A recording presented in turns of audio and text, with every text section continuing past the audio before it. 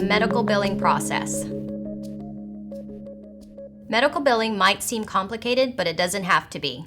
In this video, we'll learn more about the process by breaking it down into a handful of easy-to-understand steps. Like medical coding, medical billing might seem large and complicated, but it's actually a process that's comprised of 8 simple steps.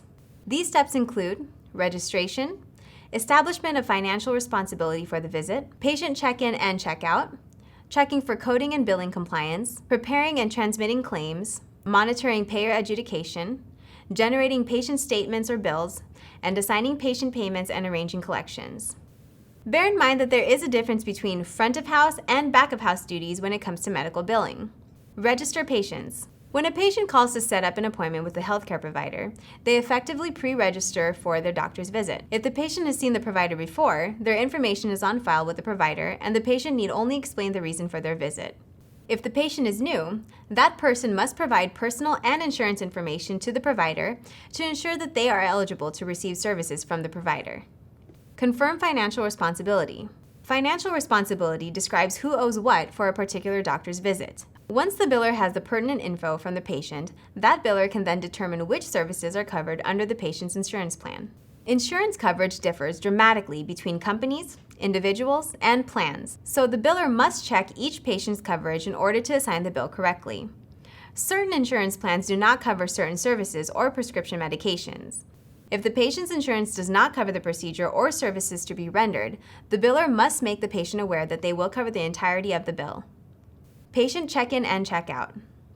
Patient check-in and check-out are relatively straightforward front-of-house procedures. When the patient arrives, they will be asked to complete some forms, if it is their first time visiting the provider, or confirm the information the doctor has on file, if it's not the first time the patient has seen the provider.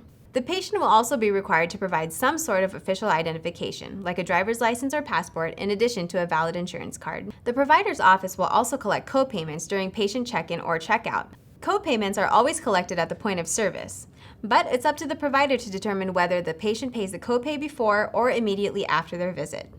Once the patient checks out, the medical report from that patient's visit is sent to the medical coder, who abstracts and translates the information into the report into accurate, usable medical code.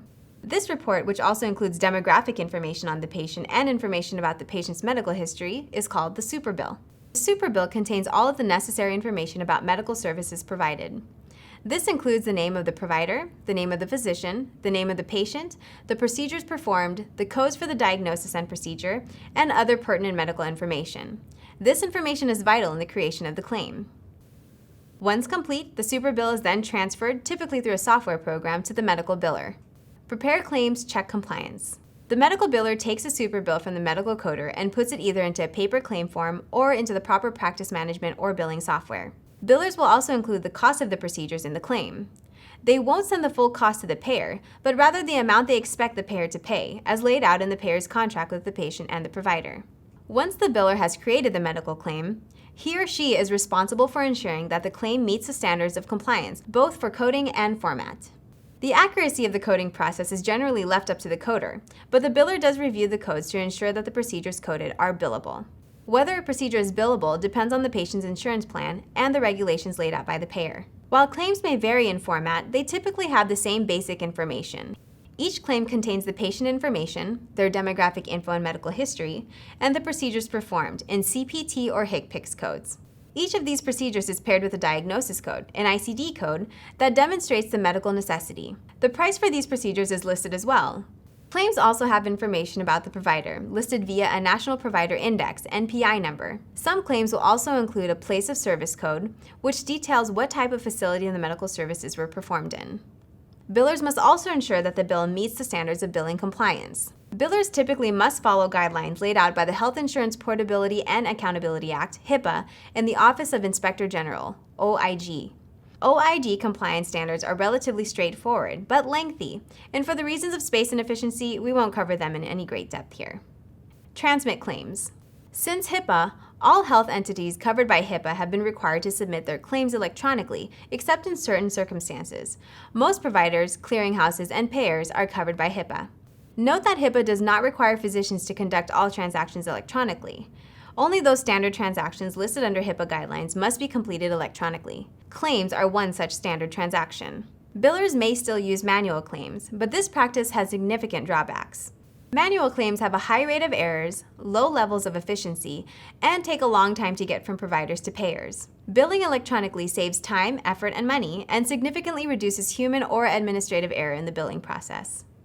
In the case of high-volume third-party payers, like Medicare or Medicaid, billers can submit the claim directly to the payer. If, however, a biller is not submitting a claim directly to these large payers, they will most likely go through a clearinghouse. A clearinghouse is a third-party organization or company that receives and reformats claims from billers and then transmits them to payers. Some payers require claims to be submitted in very specific forms. Clearinghouses ease the burden of medical billers by taking the information necessary to create a claim and then placing it in the appropriate form. Think of it this way. A practice may send out 10 claims to 10 different insurance payers, each with their own set of guidelines for claim submission. Instead of having to format each claim specifically, a biller can simply send the relevant information to a clearinghouse, which will then handle the burden of reformatting those 10 different claims. Monitor adjudication. Once a claim reaches a payer, it undergoes a process called adjudication. In adjudication, a payer evaluates a medical claim and decides whether the claim is valid, compliant, and if so, how much of the claim the payer will reimburse the provider for. It's at this stage that a claim may be accepted, denied, or rejected. A quick word about these terms. An accepted claim is, obviously, one that has been found valid by the payer. Accepted does not necessarily mean that the payer will pay the entirety of the bill. Rather, they will process a claim within the rules of arrangement they have with their subscriber, the patient. A rejected claim is one that the payer has found some error with. If a claim is missing important patient information, or if there's a miscoded procedure or diagnosis, the claim will be rejected and will be returned to the provider or biller. In the case of rejected claims, the biller may correct the claim and resubmit it. A denied claim is one that the payer refuses to process payment for the medical services rendered. This may occur when a provider bills for a procedure that is not included in a patient's insurance coverage. This might include a procedure for a pre-existing condition, if the insurance plan does not cover such a procedure. Once the payer adjudication is complete, the payer will send a report to the provider or biller detailing what and how much of the claim they are willing to pay and why. This report will list the procedures the payer will cover and the amount the payer has assigned for each procedure. This often differs from the fees listed in the initial claim. The payer usually has a contract with the provider that stipulates the fees and reimbursement rates for a number of procedures. The report will also provide explanations as to why certain procedures will not be covered by the payer. If the patient has secondary insurance, the biller takes the amount left over after the primary insurance returns the approved claim and sends it into the patient's secondary insurance. The biller reviews this report in order to make sure all procedures listed on the initial claim are accounted for in the report. They will also check to make sure the codes listed on the payer's report match those of the initial claim. Finally, the biller will check to make sure the fees in the report are accurate with regard to the contract between the payer and the provider. If there are any discrepancies, the biller or provider will enter into an appeal process with the payer. This process is complicated and depends on rules that are specific to payers and to the states in which a provider is located. Effectively, a claims appeal is a process by which a provider attempts to secure the proper reimbursement for their services. This can be a long and arduous process, which is why it's imperative that billers create accurate, clean claims on the first go. Generate patient statements. Once the biller has received the report from the payer, it's time to make the statement for the patient. The statement is the bill for the procedure or procedures the patient received from the provider. Once the payer has agreed to pay the provider for a portion of the services on the claim, the remaining amount is passed to the patient. In certain cases, a biller may include an explanation of benefits, EOB, with a statement. An EOB describes what benefits and therefore what kind of coverage a patient receives under their plan. EOBs can be useful in explaining to patients why certain procedures were covered while others were not. Follow up on patient payments and handle collections. The final phase of the billing process is ensuring those bills get, paid. Billers are in charge of mailing out timely, accurate medical bills and then following up with the patients whose bills are delinquent. Once a bill is paid, that information is stored with the patient's file.